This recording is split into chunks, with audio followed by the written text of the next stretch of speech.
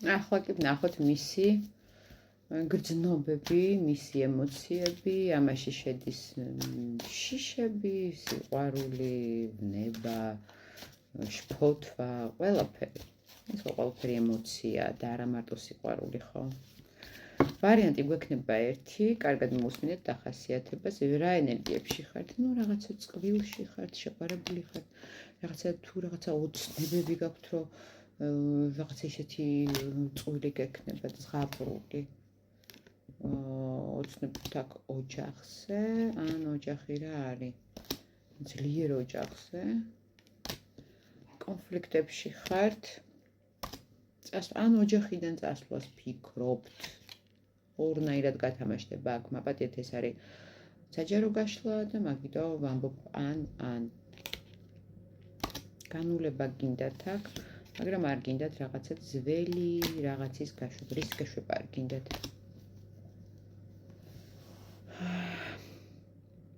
ვიღაცა აქ ჩაბღაუჭებულია თავის თავისუფლებაზე. სამყარო შეიძლება ეს იყოს მოგზაურობა ან ზოგადად ისეთი ქცევა როგორც თვითონ უნდა. ვიღაცა კი პირიქით ვერ უშვებს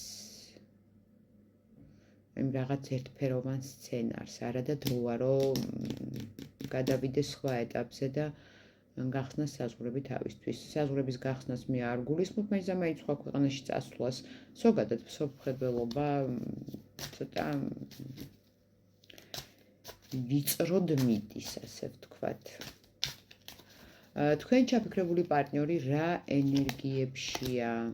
ну, ვნებათა ღელვაშია, ციკლურად. სამსახურის საქმეებით არის დაკავებული. აქ ძალიან ეგოისტია, ნახეთ, იმპერატორი და მზე, ანუ სამყაროს ცენტრი გონია თავის თავი.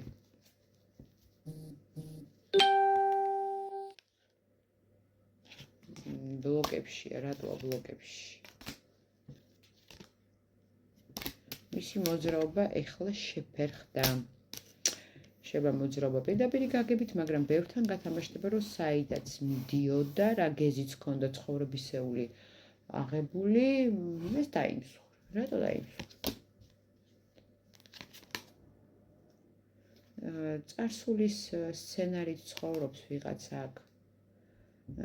და არ აძლევს თავს უფლებას, რომ რაღაც ახალი მოხდეს. ეს არის მისი შინაგანი ფიქრების, შინაგანი რაღაც დოგმების ბრალი. ადამიანი აქ არ არის მზად სიახლეებისთვის და მაგრამ ყველაფერი იმსხვრევა. სამყარო იმას გვაძლევს, რისთვისაც ვართ მზად, არც მეც, არც ნაკლებს. კიდევ რა ენერგიებშია? ну, რაღაცას თითქოს აქ რა სიტუაცია იცი, რამე იცვლება სინამდვილეში, ამით? არა. ანუ ადამიანი აქ დაკავებულია აქტიური საქმიანობის იმიტაციით თითქოს. შეიძლება რაღაცა საკეთებს, მაგრამ ან უშედეგოდ, ან არაფერი არ გამოსდის, მაგრამ მაინც რაღაცა თვითკმაყოფილია. ну, აი აქ ვერ ვიტყვი რომ რაღაც სარგებელი მოჰქონდეს მის ქმედებებს, მაგრამ кайფობს აქ ადამიანი თავისი ქმედებებით. ზოგს მაგალითად მოწონს რომ სულ სადღაც აგვიანდება, სულ ვიღაცა სჭირდება, ესეც რაღაცა ბავშვობიდან წამოსული კომპლექსებია. ხშირად ემართებათ ეს ხალხს, ვისაც მშობლებთან ვინც მშობლებისგან ვერ გრძნობდნენ შესაბამის სიყვარულს, ყურადღებას, ესეთი ადამიანები ირჩევენ ზოგადად სფეროს, სადაც სულ აგვიანდებათ, უნდა იმოძრაონ, რათა თავი იგრძნონ, საჭიროდ, ამითი კომპენსირებას უკეთებენ თავიანთ კომპლექსებს და თავიანთ ბავშვურ ტრავმებს. ვნახოთ მისი ემოციები თქვენს მიმართ. რას გრძნობს?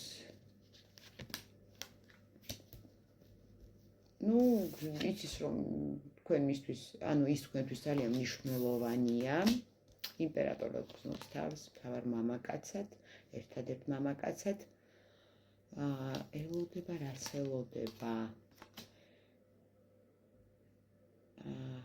ველოდება, როდის დაიძრება რაღაცა გრძნობება, ანუ ოცნებობს აქ ადამიანი, რაღაცა რომანტიკა გაჩუქოთ.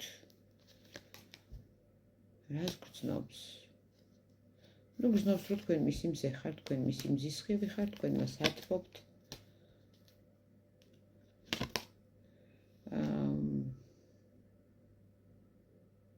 გრძნობებში აქვს, რომ რაღაცნაირად სულიერად ერთმანეთს თითქოს დაცილდით.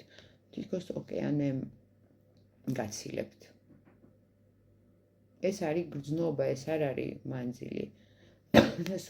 სულიერი კრიზისი აქვს, ზოგადად კრიზისშია ურთიერთობა, ამას გრძნობს. კიდევ რას გრძნობს? ნუ თქვენ ხართ აქტიური, ნუ თქვენ მისთვის ძალიან ახლობელი, საყვარელი ადამიანი ხართ.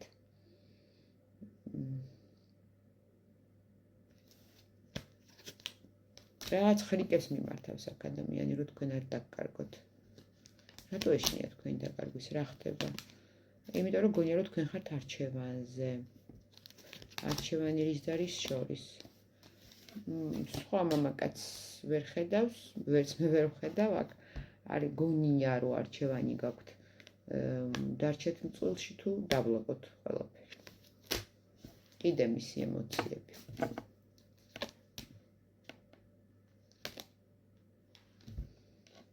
რომ იმსხვრევა თქვენში ეს სინაზე და ეს სიყვარული. კიდევ აქ ადამიანს თქვენი დაკარგვის ეშინია. აგრესია აქვს თქვენს მიმართ, ფარული.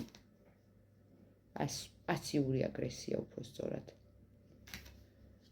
რაღაც ბევრი გეგმები აქვს, ბევრი ოცნებები აქვს, რაღაცა ბევრი გზებია, თითქოს არ იცის რა გზას დაადგეს. რომ თქვენი კეთილგანწყობა მოიპოვოს და თითქოს აქ სუფთა ხურცლიდან უნდა რომ დაიწყოს. იცით რა ვიკითხოთ? თავარი მოტივი.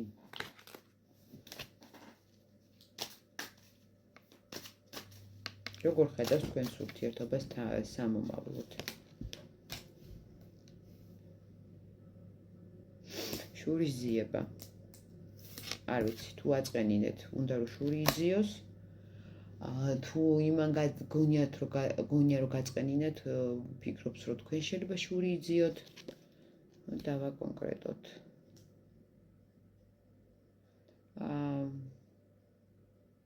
ვერ გხედავთ ერთად სამომავლოდ. გონია რომ აქ რაღაც დასრულდება.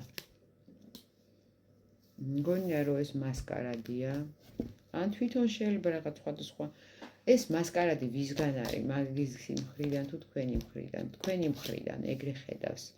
თვითონ გონია რომ ძალიან შეყვარებულია, თქვენ კი რაღაცა დროით ირგებთ რაღაცა ნიღაბს და რაში გჭირდებათ ეს, რას ფიქრობს? რომ დაწყვეტ რაღაც